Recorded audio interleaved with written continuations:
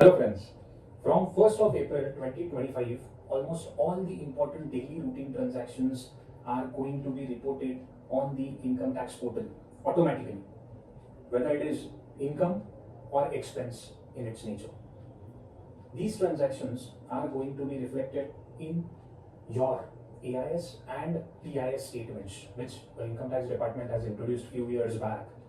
Okay, so we should take utmost care while entering into such kind of transactions. Let's discuss these transactions one by one. First transaction is purchase or sale of immovable property. So any kind of immovable property is included over here where Form 26QB needs to be filed. That transaction is going to be reflected in your AIS-TIS statement. Second one is business receipts. When you earn any kind of contractual income under Section 194C or any brokerage or commission under Section 194H or any professional fees under Section 194J or JD is going to be reflected where Form 16 or Form 26Q is issued. Next one is business expenses. Like for example, if TCS is collected in case of purchase of liquor, so the purchase amount is going to be reflected online on income tax portal. Next one is cash deposit or withdrawals from your bank account. If your account is savings or loan account or your salary account, then the limit is rupees 10 lakhs. And if your account is current account, then the limit is rupees 50 lakhs. This limit is per financial year, per bank, per PAN. Next one is outward foreign remittance for purchase of foreign currency. This is going to be reflected on your income tax portal, where Form 15CC is submitted and TCS is corrected. The limit is rupees 7 lakhs or more. In many cases, this if even though the amount is less than this limit, then also it is reflected.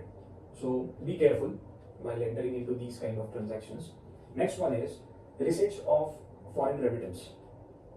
If you earn via in the nature of for example royalty fees or technical services or any other income from outside India, then it is going to be reflected. Next one is foreign travel to any foreign country or by by air exceeding rupees 50,000 through travel agent, then it is going to be reflected. Okay. Now the next one is purchase of time deposit. If the FD or RD is more than rupees 10 lakhs in one financial year in single bank, then this transaction is going to be reflected. Next one is purchase of securities. Means your mutual funds or your intraday transactions, your long-term capital gain, your short-term capital gain, everything is going to be reflected. Next one is GST sales as well as purchases, which is reported on the GST portal.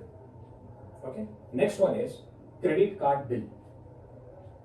If the payment of credit card bill online is more than rupees 10 lakhs in a financial year, and if it is in cash, then the limit is rupees 1 lakhs for particular financial year. Next one is income from salary.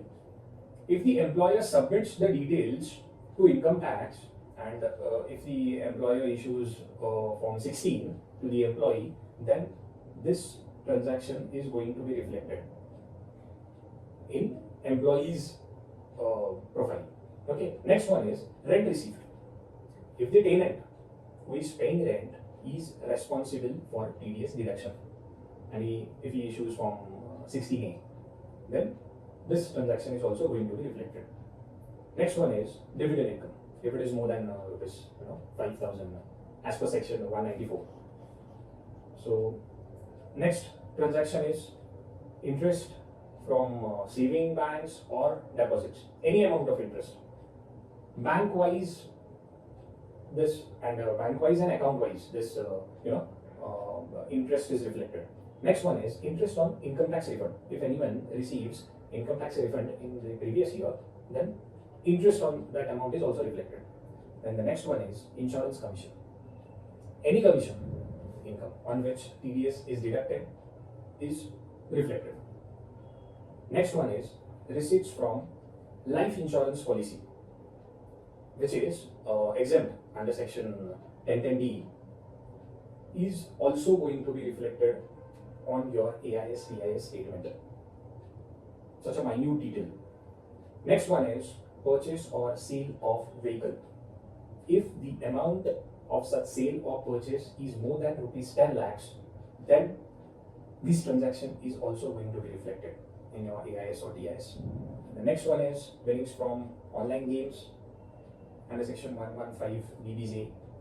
Then the next one is lottery winnings, where the TDS is 30% at the time of withdrawal, okay, without any threshold limit. Then the next one is winning from crossword puzzle, where TDS is 30% plus your cess, 4% surcharge is also going to be applicable.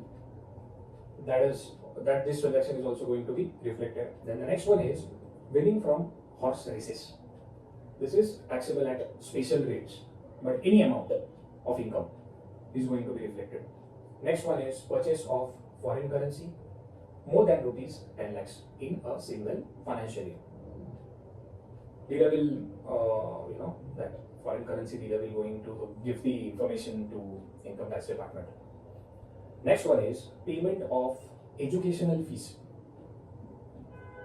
or donation. Might be the donation is included in the educational fees. If the amount is ₹1 lakh during the financial year. Okay. Next one is electricity consumption. If the electricity bill in one financial year of a connection is exceeding ₹1 lakh, then this transaction is also going to be reflected in your AIS TIS statement. Next one is air travel. Okay, in domestic business class or any international travel, everything is going to be reflected over here. Next one is gold or jewelry or bullion or antique paintings or marble, etc., which is exceeding ₹1 lakh in a single financial year. Next one is payment of taxes. Payment of all kind of income taxes during the year, like for example, advance tax, TDS, TCS, self-assessment, etc., is also going to be reflected in your 26 AS as well as AIS TIS statement. Next one is receipt on transfer of virtual digital assets like Bitcoin, etc. All these kind of transactions are going to be reflected on your income tax profile automatically through your PAN. So be careful before entering into such kind of transactions. Thanks a lot.